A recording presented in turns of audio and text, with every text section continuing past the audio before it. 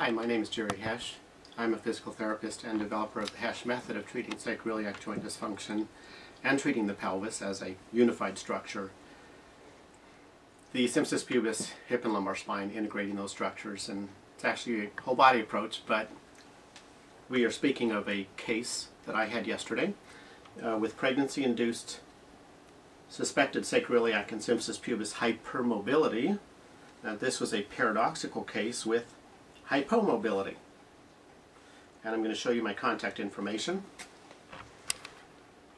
This is the manual therapy website.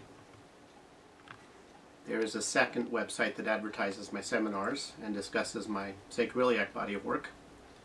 And you can find the link here. The other one is heschmethod.com.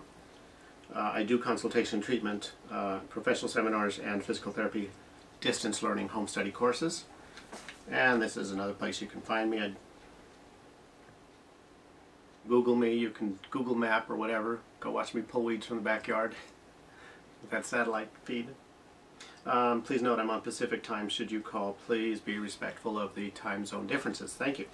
Okay, we're discussing a case that I saw yesterday. Just absolutely fascinating.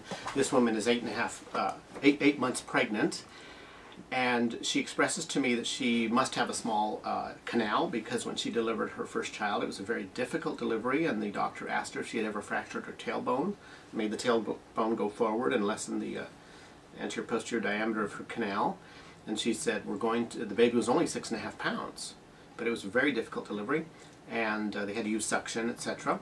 And she says, for this delivery, we are going to do a C-section. And she's an average build, average height, weight, body type, average female. And so one would not look at her externally and make the assumption that she has a smaller pelvic outlet.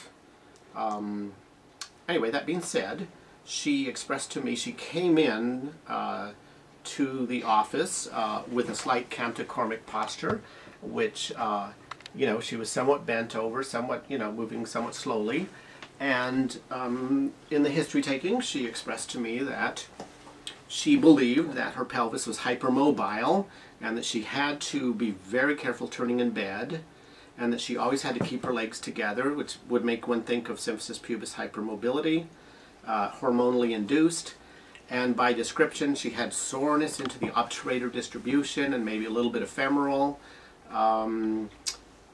The pain pattern also involved the back, the SI area, and also around the left trochanter. She seemed to have a snapping tendon over the trochanter.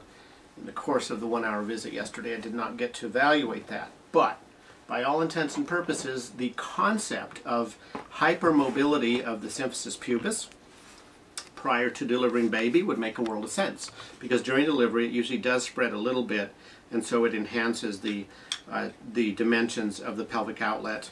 And the same thing with the sacroiliac, in which the sacrum can come back and furthermore increase the anterior posterior dimensions of the pelvis and facilitate child delivery. It all fit. You know, she described to me it feels like it's sloppy, it feels like it's moving too much, and blah blah blah. Now we get to the evaluation, and the client is laying down on her back, and I screen the full length of the pubic structure. And I don't typically spring this structure unless it gives me indication that it's clearly involved. In this example, I didn't want to start off by springing that. Everybody's tender there, so I deferred that motion testing. I came to the pelvis, and I tried to make it rotate posteriorly, and it would not. It was very, very stuck.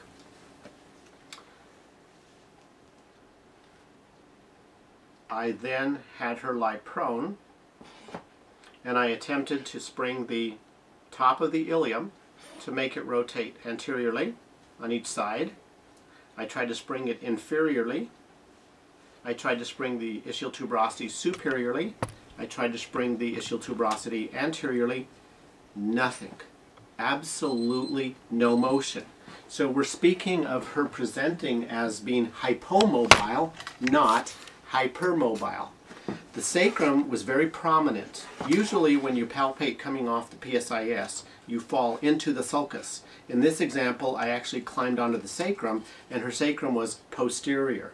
and it absolutely had no glide whatsoever. So this is an example which maybe there was a background hypermobility which caused these things to move, but because the sacrum was wedged, she definitely was hypomobile with no motion within the, no clinically discernible motion with these passive accessory motion tests. They're the same tests that you do when you try and test the knee, when you do a Lockman's drawer test to find out the stability of the cruciate ligament.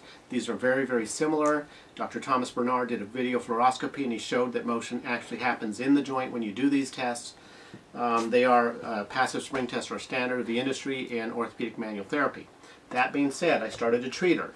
So my treatment was designed to glide the pelvis in the transverse plane posteriorly, using 5 minutes for the concept of creep, and then to glide the sacrum anteriorly, again using 2 minutes for creep, which is deformation over time.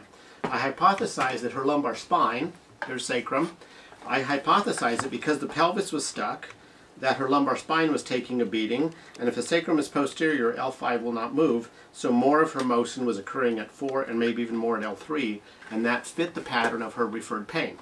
Furthermore, we found out that her pelvis was tipped anteriorly, because after I restored motion here, and I restored motion here and here and here and here, I got her to lay on her back again, and I could not create motion here or here. So the hypothesis at that time became that her pelvis was tipped anteriorly, which you could call it a bilateral anterior ilium. So I had her treat that one side at a time, and then I retested it, and then this motion was restored. So prior to that, I did demonstrate to her that the mid-body of the sternum did not spring, whereas the lower body did spring, and the upper body and the manubrium did in fact spring. Now I could have gone laterally and showed her the same thing on the ribs, that they would have been blocked, approximately rib number 3 or 4. I also showed her that when I tried to traction the suboccipital region, where the occiput joins the first cervical vertebrae, there was no mobility. And I showed her that if I flexed her neck, that I could create some traction, and I could even get her feet to bob up and down. After treatment, she's still laying on the table. I came and I sprung the entire sternum, and she had definite restored spring mobility, which I actually name springing with awareness. It's a very specific technique. And then I tested her cervical, upper cervical, and at that point I could create traction with contact on the temples because that joint is anterior, whereas joints 2 and down are in the posterior portion of the neck.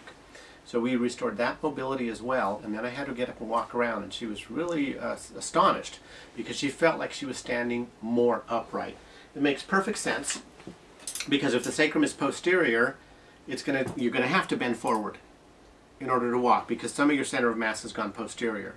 When we make the correction, we actually move the sacrum back in, and the center of mass moves anteriorly, and so you would tend to be more upright. You would tend to weight bear more on your heels, and the rest of the body follows as well, and you reduce that suboccipital compression, which she would, because she was bent forward, then she would get upper cervical hyperextension. So we reduced upper cervical hyperextension by freeing up the sacrum, and we also restored mobility in the sternal area. That's a common compensatory area, which would be right here. So we treated this curve down here.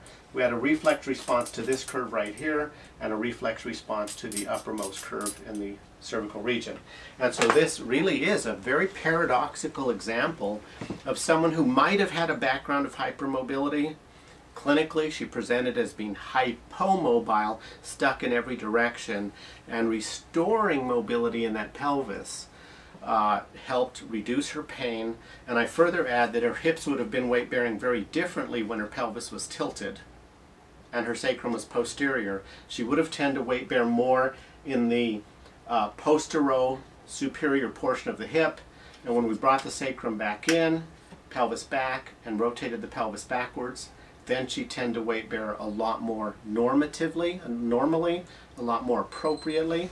And we're running out of time, so I need to stop here. Again, a paradoxical case of hypomobility in a background of probable hypermobility. Thank you very much.